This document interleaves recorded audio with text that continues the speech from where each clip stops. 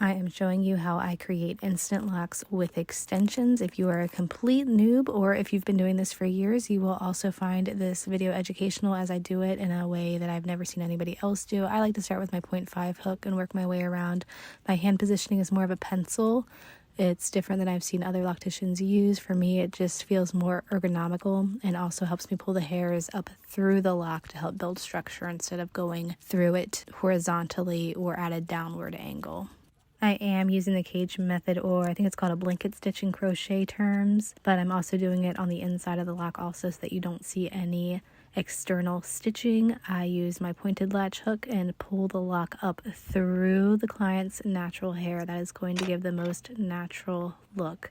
As the hair grows out of the head, it becomes detached and then the new growth grows in around it. So that's what I am mimicking. Then I feel to make sure it feels dense, the same amount of density all the way up and down the lock. I don't want it to feel too thick or too thin in any area. I want it all to feel consistently the same. And then I'm just working around the lock. Once I get towards the end, you see me pulling down a little bit, and that's because it's a little too thick and I need.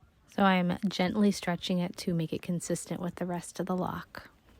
As I'm doing the blanket stitching, I also like to use my non-dominant hand to rotate the lock around. That also keeps the stitching from becoming visible.